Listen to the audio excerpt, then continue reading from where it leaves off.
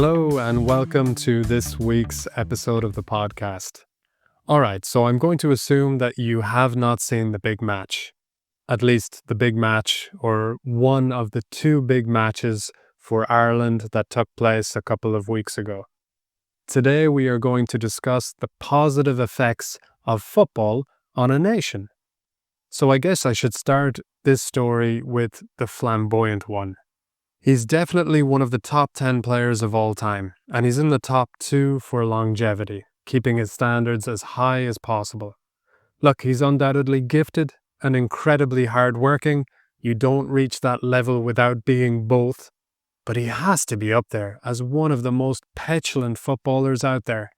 I know probably with great talent comes great confidence and or arrogance, but this guy, he takes the biscuit. As a role model, well, he comes across as someone who's a bit condescending, a bit superior, at least on the football pitch.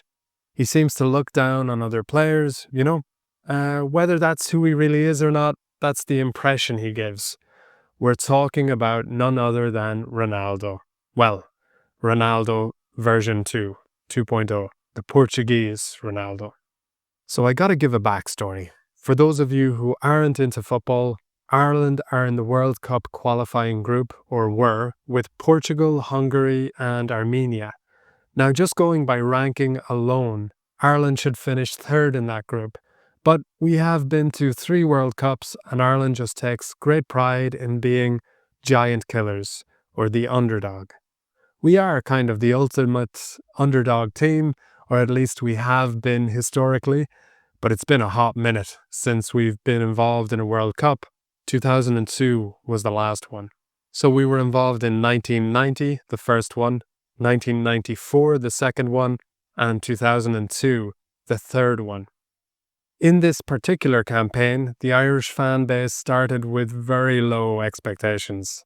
The team drew with Hungary, which wasn't too bad at home, but it was a game that was seen as a must-win game. Then Ireland went and lost to Armenia away from home, and it was a bit of a shock. That was seen as a must-win game to have any chance of staying alive in this roller coaster of a group. And then they went and put in a performance in Portugal, yet they lost 1-0.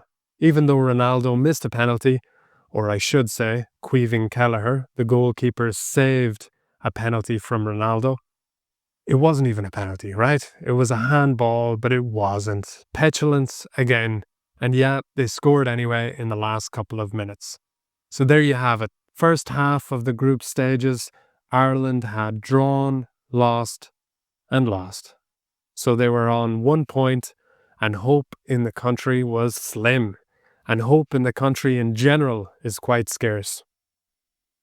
So Ireland's success in football is strangely linked sometimes to depression, in terms of both the feeling in the community, but also I suppose the economic factors in the country, which inspired that feeling in the general society. Italia 90 occurred after a recession in the 80s and really reflected the hope that international football can bring in the darkest of times.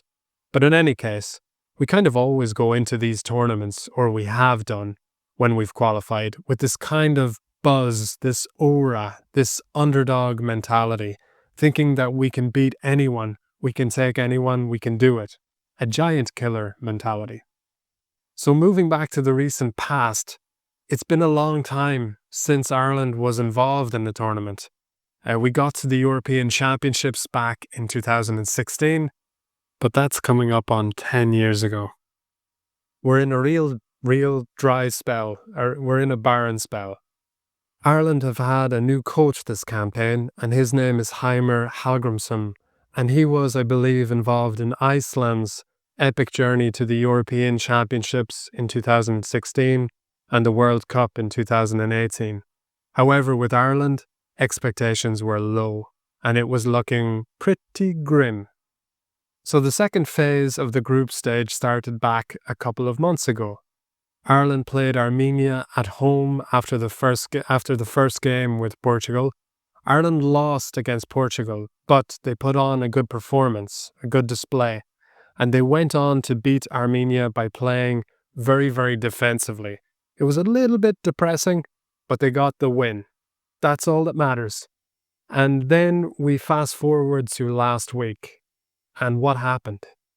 There was a little bit of glitz, a little bit of glamour because Ronaldo came to town.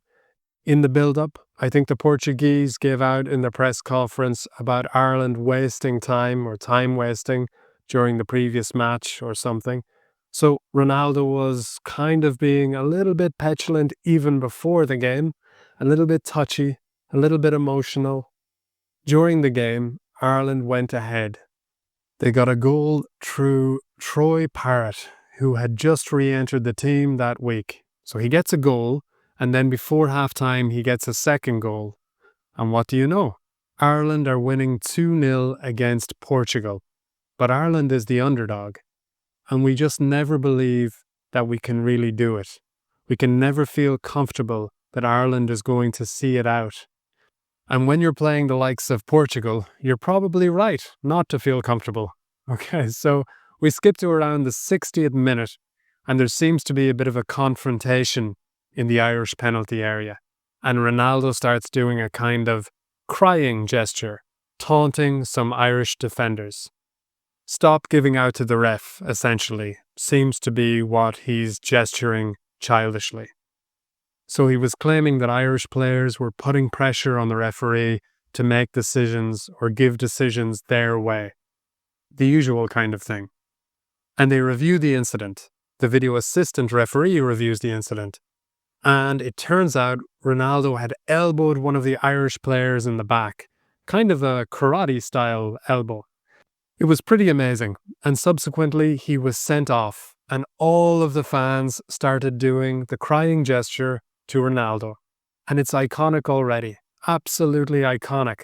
Possibly because Ronaldo has that air of superiority about him. You know, on the pitch, he comes across as somebody who looks down on other players. He seems to think he's better than the rest, which is true from a talent perspective, but maybe not when it comes to having class or sportsmanship. At least that's how it appears. So it was hilarious when he got sent off. And then he started to have a little confrontation with the Irish manager. Just embarrassing stuff. Egotistical, really. So what do we have? To recap, we had Ireland with a draw in the first game, then 2 losses, and then a win against Armenia and Portugal. And then we're moving to the last game, which is in Hungary, in Budapest, away from home, winner takes all. Ireland, after 4 minutes, are losing 1-0. Then they get a goal back and they're drawing. Troy Parrott again. This is his 3rd goal in 2 games. And then a little bit later, Hungary gets another goal, 2-1. So the hope is kind of dwindling. We're a little bit in the doldrums again, thinking, maybe it's not going to happen. We're never going to have that performance that just lifts the country. But this team, they were resilient. They were battling in the trenches together. Every single player was putting themselves on the line for their teammates. And then around the 80th minute, there's just a beautiful passage of play, and Troy Parrott scores again. And then a couple of minutes pass, and there's a little bit of pressure. There's a little bit of fear in Hungary. They're getting a little bit of lead in the boots. They're getting a little bit tired. And in the 95th minute, there's a long ball from the keeper, Caoimhin Kelleher.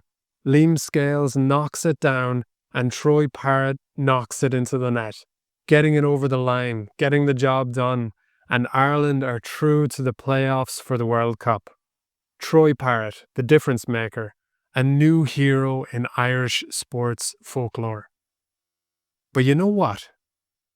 Even if Ireland don't go through in the qualifying playoff for the World Cup, this was possibly the best week in Irish football in the last, I want to say 30 years. It was an absolutely great feeling, and the celebrations were just beautiful. So the petulance of Ronaldo midweek sent the Irish team on their way, and the absolute unifying beauty of football, especially on a national level, prevailed and sent joy into Irish hearts around the world when the week was capped with victory against Hungary. It's one of those things. It's one of those reasons you've got to love being Irish. It's just joyous, absolutely joyous, when the underdog wins, even just for a few brief moments. Okay, guys, I hope you've enjoyed this episode of the podcast. Wishing you a great week. Ciao. Take care. Ciao.